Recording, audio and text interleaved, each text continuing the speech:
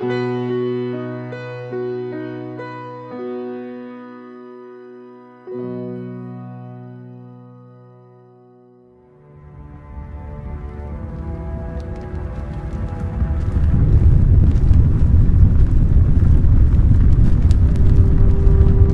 6 de octubre del año 1536, una figura lastimosa salió de un calabozo del castillo Vilvoorde, cerca de Bruselas, Bélgica.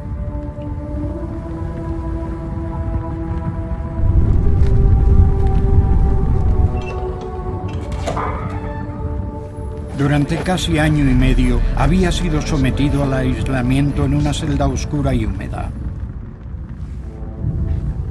En una discusión acalorada con un clérigo que opinaba que no se debían poner las escrituras al alcance del hombre común, el prisionero juró: «Si Dios me concede vida, haré que el joven que conduzca el arado sepa más de las escrituras que el mismo Papa». Atado a un poste fuera de los muros del castillo, tuvo tiempo de ofrecer su oración final. «Señor», dijo, «abre los ojos del rey de Inglaterra», y luego fue ahorcado. De inmediato quemaron su cuerpo en la hoguera. ¿Quién era ese hombre y cuál era la ofensa? Se llamaba Guillermo Tyndale, y su crimen fue haber traducido y publicado la Biblia en inglés. En esa época predominaba la ignorancia sobre las escrituras porque la gente no tenía acceso a la Biblia. Hoy la Biblia y otras escrituras están al alcance de todos, pero el desconocimiento sobre ellas va en aumento. ¿Qué es lo que entendió la gente de Inglaterra del siglo XVI, que pagó grandes sumas de dinero y corrió riesgos para tener acceso a una Biblia que nosotros debamos entender? Las escrituras son la norma para distinguir la verdad del error. Realzan nuestra memoria al ayudarnos a recordar siempre al Señor y nuestra relación con Él y con el Padre.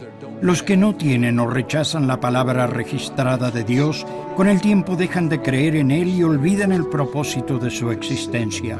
Consideren la magnitud de nuestra bendición al tener la Santa Biblia y escrituras adicionales, incluso el Libro de Mormón, Doctrina y Convenios y la Perla de Gran Precio. Con esta bendición el Señor nos está diciendo que la necesidad de recurrir asiduamente a las Escrituras es mayor que en cualquier época anterior. Ruego que nos deleitemos continuamente en las palabras de Cristo que nos dirán lo que debemos hacer. Les doy mi testimonio del Padre y del Hijo, tal como se revelan en las Santas Escrituras. El Libro de Mormón. ¿Qué es y por qué es tan importante para los miembros de la Iglesia de Jesucristo de los Santos de los Últimos Días? Los mormones, cuyo nombre correcto es Santos de los Últimos Días, miembros de la Iglesia de Jesucristo de los Santos de los Últimos Días, leen y veneran la Biblia al igual que todos los cristianos. Sin embargo, también leen y creen en otro libro llamado el Libro de Mormón, otro testamento de Jesucristo. Para ellos no reemplaza a la Biblia, no es un sustituto, es un complemento. Así como la Biblia es escritura, el Libro de Mormón también es escritura. Hablemos un poco sobre qué son las escrituras y cómo llegan a existir. El término escrituras quiere decir escritos sagrados o religiosos. Las escrituras las escriben los portavoces de Dios, los profetas, que son sus representantes. Aunque a menudo Dios enseña a sus hijos y se comunica con ellos de forma individual, algo que los santos de los últimos días llaman revelación personal, cuando Dios interactúa o enseña a sus hijos como pueblo, sus profetas lo registran para el beneficio de todos.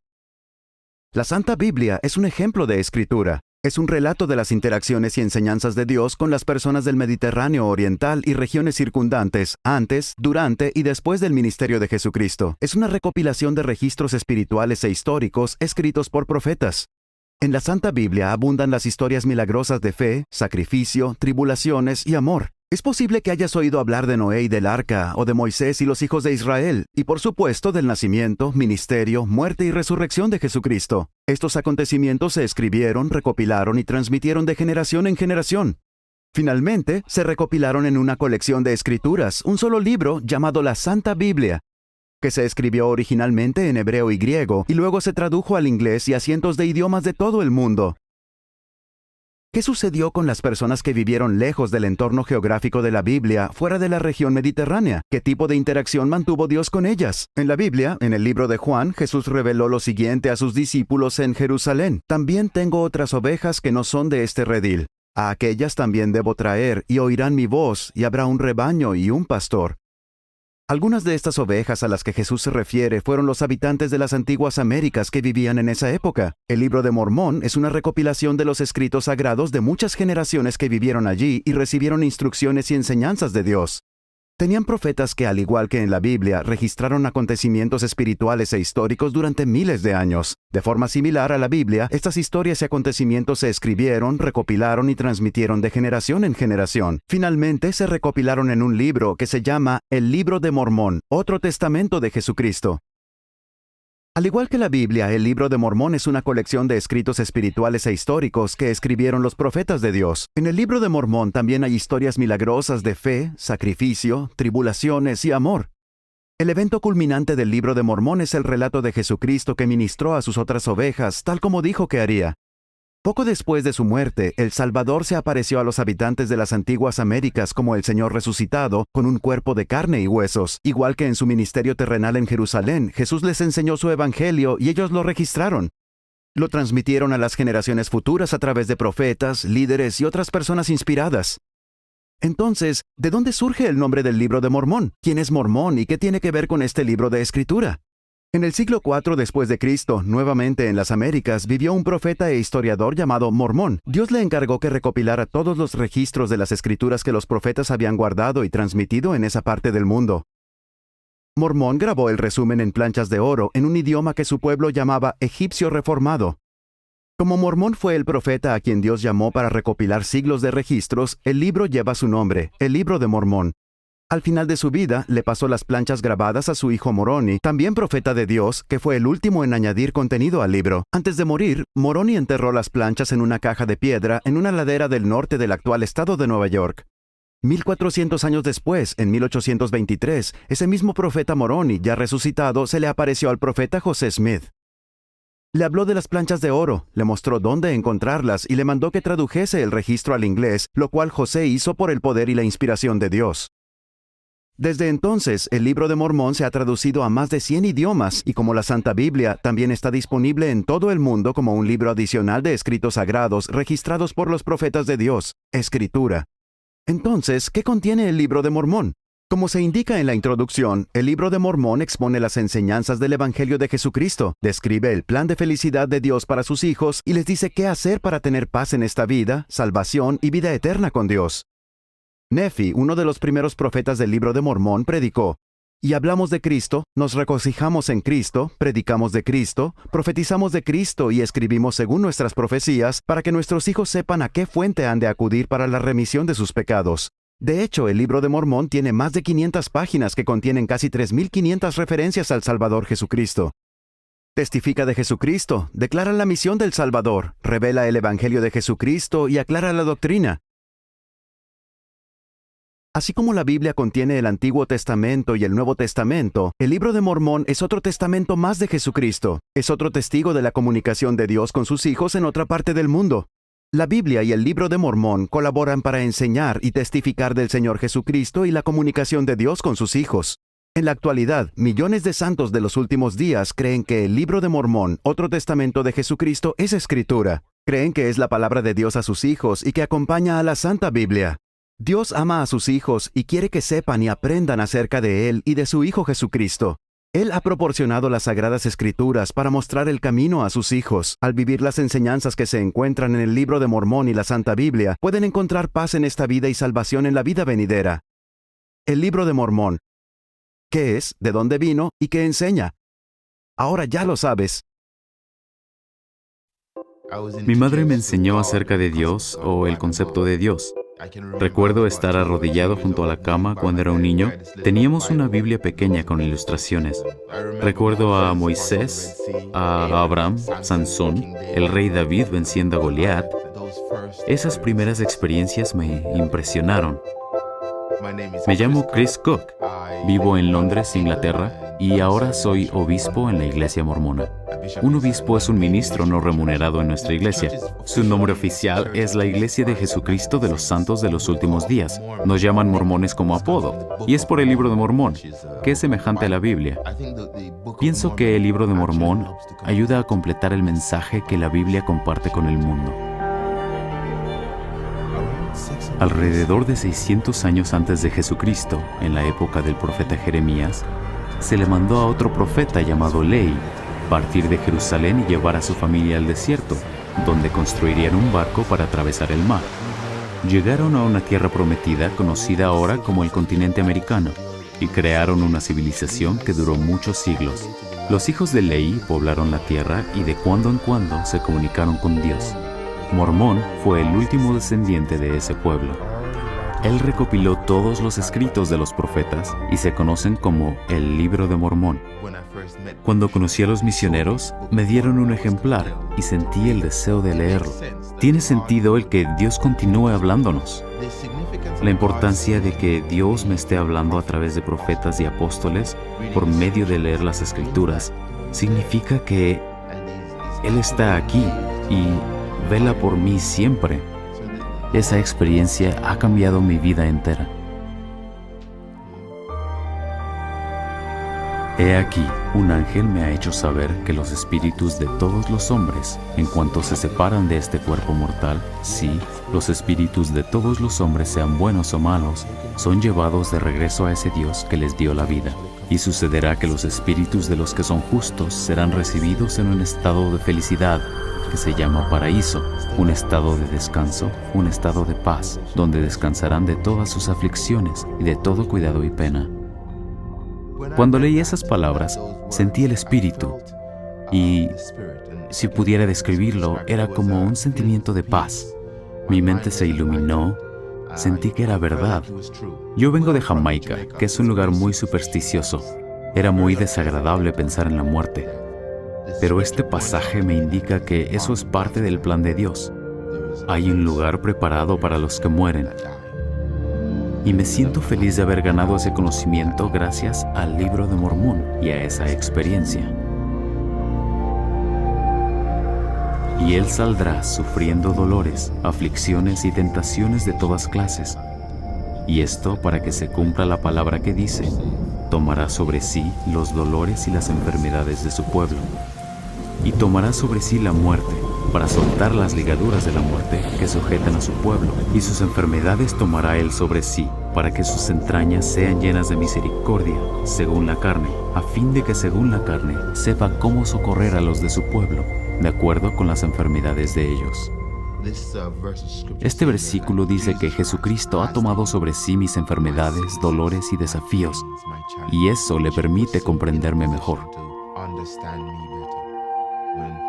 Leí ese pasaje y realmente me conmovió. Sentí que quería ser una buena persona. Me dejó con el sentimiento de que nunca quiero hacer nada malo el resto de mi vida.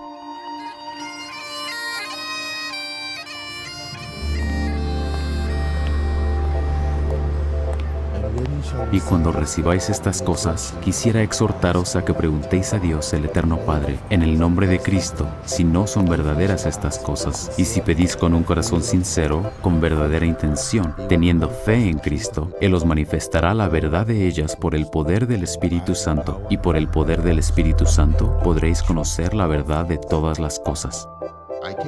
Llegué a saber, yo diría que gradualmente, que el libro es verdadero, y sucedió a través de pequeñas experiencias a medida que leía el libro, siempre acompañado del Espíritu Santo.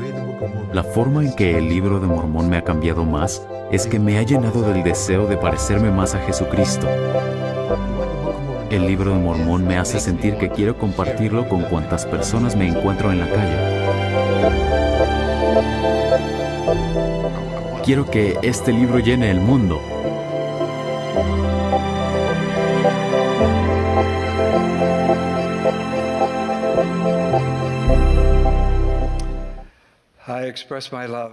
Expreso mi amor por ustedes, amados amigos y hermanos creyentes. He admirado su fe y valor durante los meses pasados. en los que esta pandemia mundial ha afectado nuestras vidas y se ha llevado a preciados familiares y amigos queridos. Durante este periodo de incertidumbre, he sentido una inusual gratitud por mi conocimiento seguro y certero de que Jesús es el Cristo. ¿Se han sentido así ustedes? Hay dificultades que nos agobian a todos, pero siempre ante nosotros está aquel que declaró con humildad: yo soy el camino y la verdad y la vida. Nadie viene al Padre sino por mí.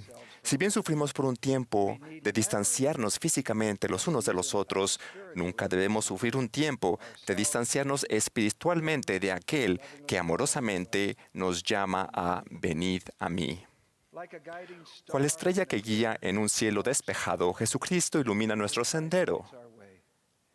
Él vino a la tierra en un humilde establo, vivió una vida perfecta, sanó a los enfermos y levantó a los muertos, fue amigo de los olvidados, nos enseñó a hacer el bien, a obedecer y amarnos el uno al otro. Fue crucificado y se levantó de forma majestuosa 3 días después, permitiéndonos a nosotros y a quienes amamos vivir más allá de la tumba. Con su misericordiosa y gracia incomparables, tomó sobre sí nuestros pecados y nuestro sufrimiento, ofreciéndonos perdón conforme nos arrepintamos y paz en las tormentas de la vida. Lo amamos, lo adoramos, lo seguimos. Él es el ancla de nuestras almas. Curiosamente, si bien esa convicción espiritual crece en nuestro interior, hay muchos en la tierra que saben muy poco de Jesucristo. Y en algunas partes del mundo, donde su nombre se ha proclamado durante siglos, la fe en Jesucristo está disminuyendo. Los valientes santos de Europa han visto un declive en la creencia en sus países a lo largo de las décadas. Tristemente, aquí en Estados Unidos, la fe también está menguando. Un estudio reciente reveló que en los últimos 10 años, 30 millones de personas en Estados Unidos han dejado de creer en la divinidad de Jesucristo. A un nivel mundial, otro estudio predice que en las próximas décadas abandonarán el cristianismo más del doble de las personas que lo aceptarán. Nosotros, por supuesto, veneramos el derecho que cada uno tiene de elegir. No obstante, nuestro Padre Celestial declaró: «Este es mi Hijo amado, a Él oíd».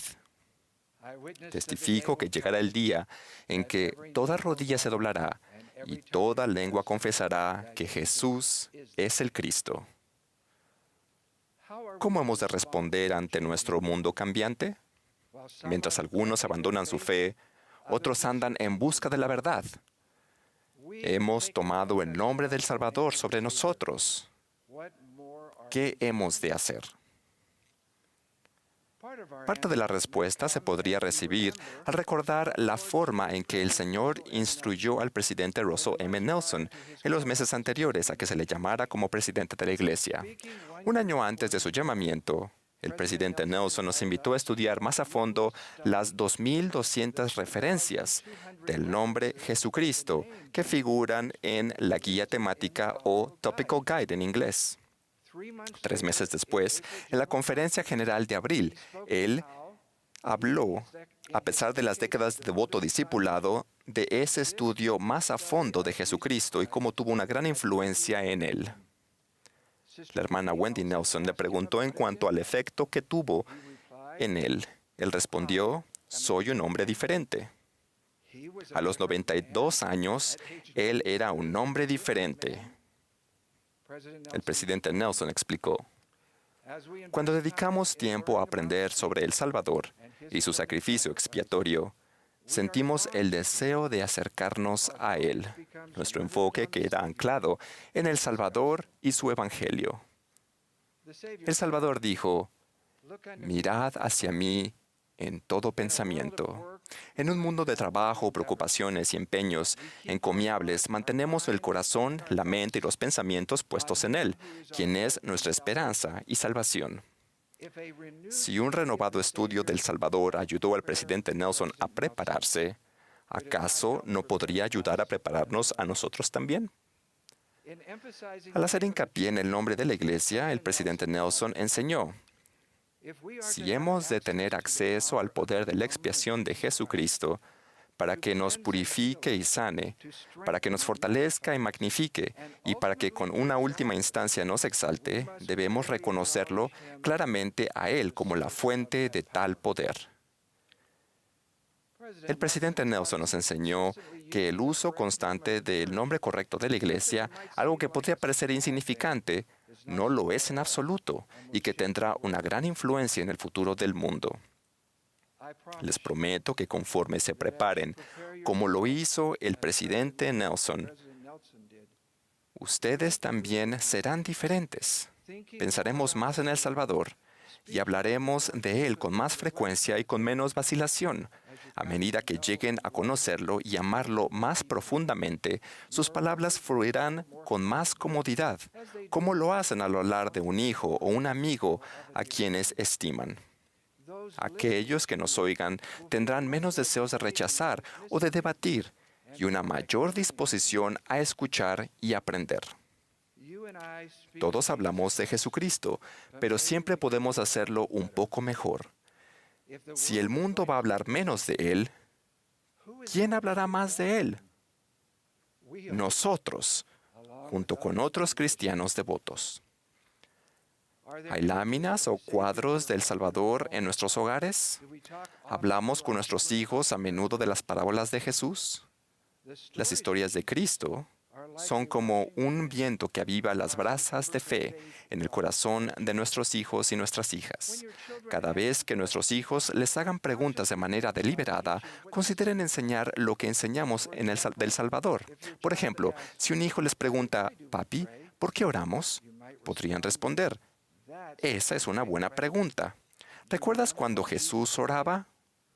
Hablemos de por qué oraba y de cómo lo hacía.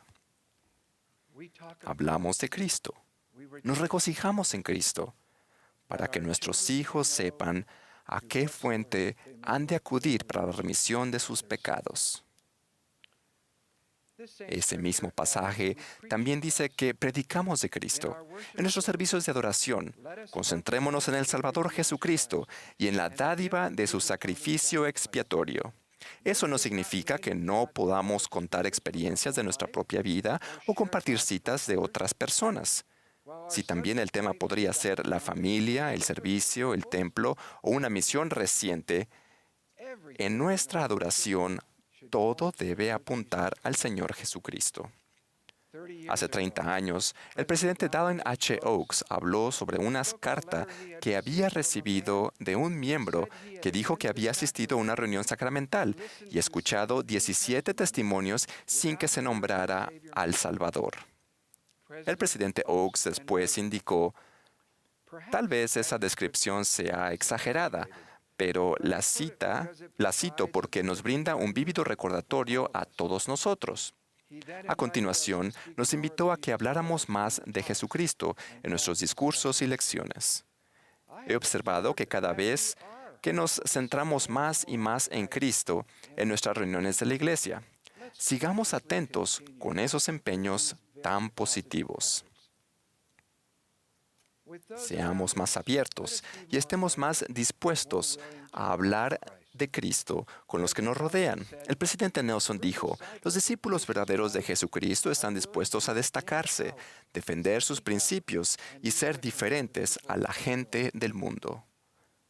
A veces pensamos que nuestra conversación con alguien tiene que resultar en que la persona asista a la iglesia o se reúna con los misioneros. Dejemos que el Señor guíe a las personas conforme estén dispuestas, mientras nos enfocamos más en nuestra responsabilidad de ser una voz para Él, siempre considerados y abiertos en cuanto a nuestra fe. El elder Dieter F. Uchtdorf nos ha enseñado que si alguien nos pregunta sobre el fin de semana, debemos estar dispuestos a responder alegremente que nos encantó escuchar a los niños de la primaria cantar «Yo trato de ser como Cristo». Testifiquemos con amabilidad de nuestra fe en Cristo. Si una persona nos cuenta un problema que tengan en su vida personal, podríamos decir: «Juan, María, ¿tú sabes que yo creo en Cristo?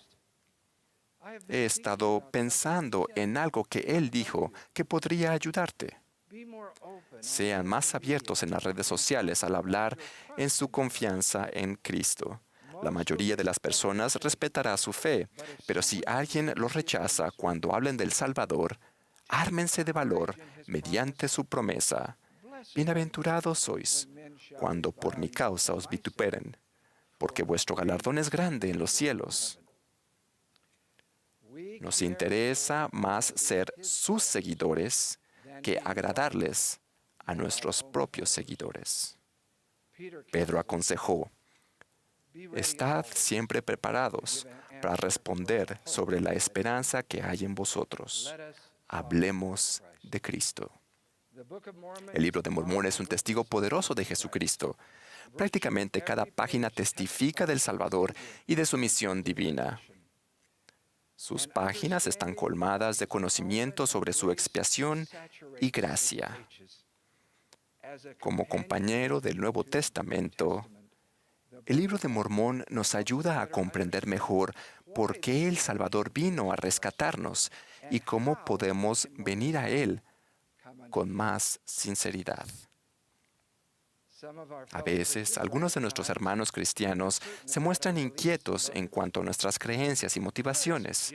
Regocijémonos genuinamente con ellos en la fe que compartimos en Jesucristo y en los pasajes del Nuevo Testamento que todos amamos. En los días venideros, aquellos que crean en Jesucristo necesitarán de la amistad y del apoyo mutuo. A medida que el mundo hable menos de Jesucristo, nosotros hablaremos más de Él, conforme se manifieste nuestro verdadero carácter como discípulos suyos. Muchas personas en nuestro alrededor estarán preparadas para escuchar, al compartir la luz que hemos recibido de Él, su luz, y su trascendiente poder salvador alumbrará a los que estén dispuestos a abrir el corazón. Jesús dijo: yo, la luz, he venido como tal al mundo. Nada aumenta más mi deseo de hablar de Cristo que visualizar su regreso. Aunque no sabemos cuándo vendrá, los acontecimientos de su regreso serán grandiosos. Vendrá en las nubes del cielo, con majestuosidad y gloria, con todos sus santos ángeles. No solo algunos ángeles, sino todos sus santos ángeles. Estos no son los querubines de mejillas rosadas que pintó Rafael y que vemos en las tarjetas del día de San Valentín.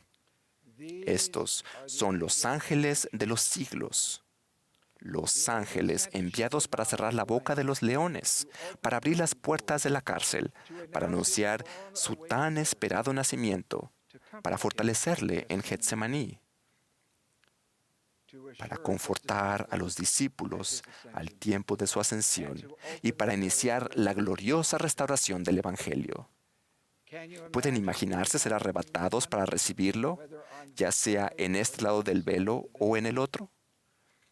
Esa es la promesa que Él ha dado a los justos. La experiencia marcará nuestras almas para siempre. Cuán agradecidos estamos por nuestro amado profeta, el presidente Russell M. Nelson, quien nos ha avivado el deseo de amar al Salvador y proclamar su divinidad.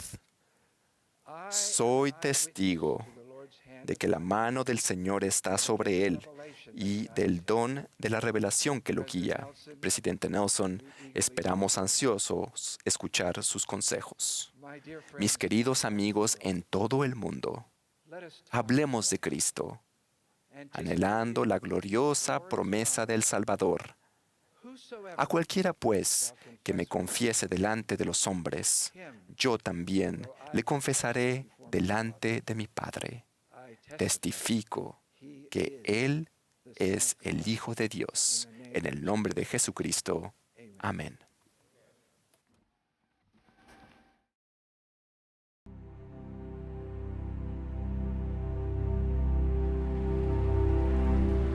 He aquí, un sembrador salió a sembrar, y mientras sembraba, parte de la semilla cayó junto al camino, y vinieron las aves y se la comieron.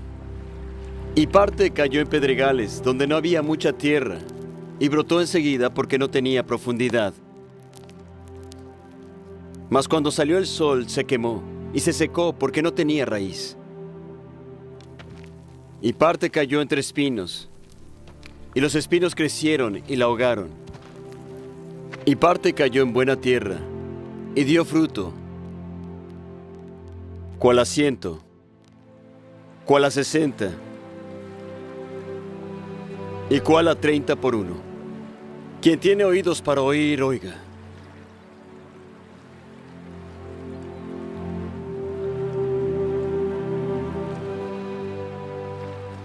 ¿Por qué les hablas por parábolas? Porque a vosotros os es concedido saber los misterios del reino, pero a ellos no.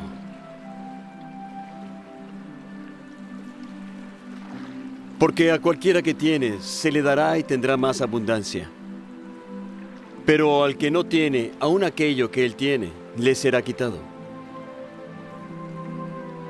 Por eso les hablo por parábolas. Porque viendo, ellos no ven. Y oyendo, no oyen ni tampoco entienden. Así se cumple en ellos la profecía de Isaías que dice: de oído oiréis, y no entenderéis. Y viendo vosotros veréis y no percibiréis.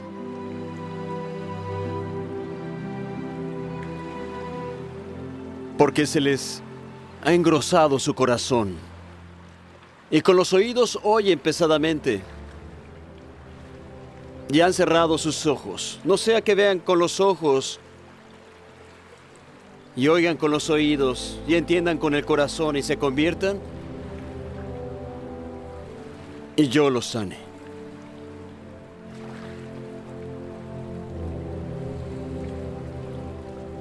Pero bienaventurados vuestros ojos, porque ven, y vuestros oídos porque oyen. Porque de cierto os digo que muchos profetas y justos desearon ver aquellas cosas que vosotros veis, y no las vieron, y oír las cosas que oís y no las oyeron.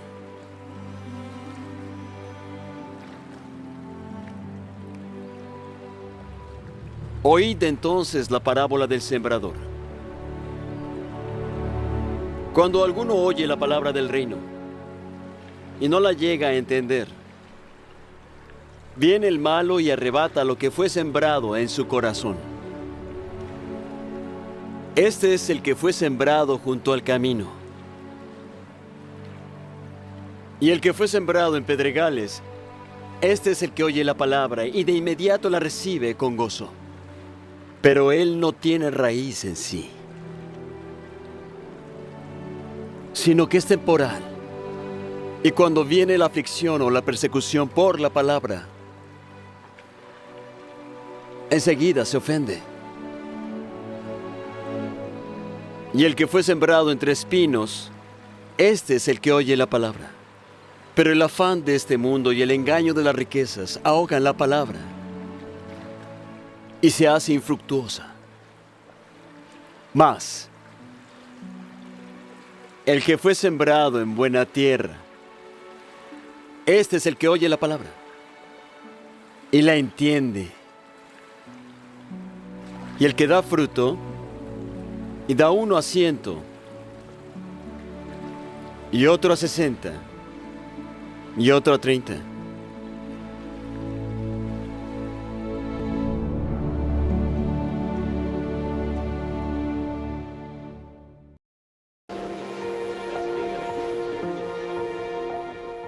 Cuesta diferenciar lo que es verdad y no, porque nos bombardean con mucha información. En el Internet hay muchas cosas que la gente te envía sin verificar de antemano, tan solo porque es lo primero que ven. Creo que la mayoría de los de mi edad saben que no todo lo que se lee en Internet es verdad, así que he aprendido que hay que comprobar la fuente. A veces puede ser confuso, porque hay declaraciones contradictorias y no sabes qué creer. Con el tiempo, creo que llega un momento en la vida en el que tienes que averiguar la verdad por ti mismo. Vivimos en una época de información ampliamente expandida y diseminada. Debemos ser prudentes al buscar la verdad y elegir fuentes para realizar esa búsqueda. No debemos considerar el prestigio o la autoridad secular como fuentes de verdad fidedignas. Debemos tener cuidado con fiarnos de información o consejos que ofrezcan las celebridades, los atletas destacados o las fuentes anónimas de Internet. Nuestras decisiones personales deben basarse en información de fuentes que reúnan los requisitos con respecto al tema y estén libres de motivaciones egoístas. Busco la verdad en las fuentes que sé que son eternas e inmutables. Encuentro la verdad en las oraciones y las escrituras. Al leerlo en voz alta se encuentra mucha verdad. La verdad es la verdad, y con las escrituras y la oración podemos encontrar la verdad en momentos significativos de nuestra vida. Confío en Jesucristo porque Él es mi Salvador personal. Tener verdades espirituales a las que aferrarme es el cimiento de todo lo que hago. Aférrense al conocimiento que ya tienen y manténganse firmes hasta que reciban más conocimiento. En esta iglesia, lo que sabemos siempre prevalecerá sobre lo que no sabemos. El hombre puede mentir, pero Dios no. Así que tuve que comprobarlo con mi Padre Celestial. Encontramos gozo verdadero y perdurable al conocer y actuar sobre la verdad acerca de quiénes somos, el significado de la vida terrenal y hacia dónde vamos cuando morimos. Nuestro amoroso Padre Celestial quiere que tengamos el gozo que es el propósito de nuestra creación. Ese gozoso destino es la vida eterna. Esas verdades no se pueden aprender por métodos científicos o seculares.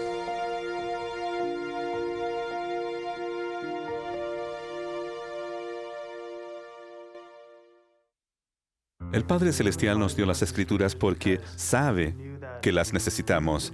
Es bueno orar. Cuando oras y lees las Escrituras, entiendes mejor lo que Dios quiere que hagas para superar las pruebas o tomar decisiones difíciles en la vida. El Señor nos ha dado las Escrituras porque sabe lo que íbamos a vivir. El Padre Celestial nos ama. Somos sus hijos y mediante las Escrituras nos ofrece otra forma de estar a nuestro lado sin estar físicamente con nosotros. Estudio las Escrituras de muchas maneras. A veces estudio temas específicos. Dependiendo de lo que necesite, siento que el Señor me guía mediante el Espíritu. Mi horario de estudio es variable. Algunos días apenas consigo leer 1 o 2 versículos, pero hay otros días cuando dedico 30 minutos a estudiar las Escrituras. Sé que el Padre Celestial sabe de mi dedicación, pues día tras día lo sigo intentando, y Él me bendecirá porque me esfuerzo por aprender las Escrituras. Leerlas a diario me da cierta paz, tranquilidad y seguridad de que puedo seguir adelante para cumplir con mi deber. Las Escrituras son instrucciones de profetas del pasado. No son solo una historia, sino que me sirven para llegar a ser un mejor padre, hijo, marido, un mejor alumno y una mejor persona. Tuve la oportunidad de tomar clases de ballet cuando era niña y adolescente. Fui a Pensilvania a estudiar por 3 semanas y estaba sola, lejos de mi familia. Creía que las Escrituras eran verdaderas, pero nunca había preguntado en oración si eran la palabra de Dios. Fue entonces cuando estaba sola en mi apartamento que me puse de rodillas. No cayeron relámpagos ni vino una voz del cielo, pero el sentimiento intenso y cálido que tuve es innegable y sé que las Escrituras son verdaderas. Al estudiar las Escrituras, nuestra familia se une. Sin importar dónde estemos, mi esposo y yo leemos las Escrituras juntos. Aunque estuvimos separados durante varios meses, estábamos cerca en espíritu porque leíamos juntos las Escrituras. Tenemos 9 hijos. Recuerdo que tratábamos de leer las Escrituras con regularidad. No siempre lo lográbamos, pero seguíamos intentándolo. No sabíamos si los niños prestaban atención. Se recostaban en los muebles y no siempre era lo que uno consideraría las condiciones ideales para leer las Escrituras. Un día que mi hijo llegó del colegio me dijo, mis amigos entraron a una tienda y estaban robándose unos dulces, pero yo decidí no hacerlo. Le pregunté, ¿por qué no? Me dijo, porque pensé que Amón no haría algo así. Eso me alentó muchísimo a seguir tratando de leer las Escrituras, porque por lo menos mi hijo había escuchado algo y había aprendido. Cuando somos constantes en el estudio de las Escrituras en familia, sentimos más paz en nuestro hogar. Sentir eso es reconfortante porque el Espíritu está aquí. Pienso que nos ayuda a ver más claramente lo que el Señor puede hacer por nosotros, cómo ayudarnos y cuál es el propósito de la vida. Hay ciertas cosas que el Señor quiere que yo haga, pero a veces hay obstáculos que me impiden hacerlas. Hace poco recibí una respuesta por medio de las Escrituras. Estaba leyendo Doctrina y Convenios. Los santos de Kirtland formaron el campo de Sion para ayudar a los santos del condado de Jackson, que habían sido expulsados de donde vivían. Aunque caminaron 1,300 kilómetros, el Señor les dijo que regresaran a sus casas en Kirtland sin pelear. Me di cuenta de que esa experiencia se aplicaba a mí y supe que el Señor prepararía la vida para que yo superara mis pruebas si ponía su palabra en primer lugar. Sé que las Escrituras son palabras inspiradas del Padre Celestial y Jesucristo. Agradezco el tener profetas en la tierra y considero que su función es seguir revelándonos la palabra de Dios a nosotros, su pueblo. Todo lo que hago está vinculado a lo que dicen las Escrituras. No se puede tener fe en Cristo sin saber quién es Él y qué fue lo que hizo. La mejor manera de aprender está en las Escrituras. Sé que si seguimos lo que dice las Escrituras y las estudiamos regularmente, recibiremos grandes bendiciones.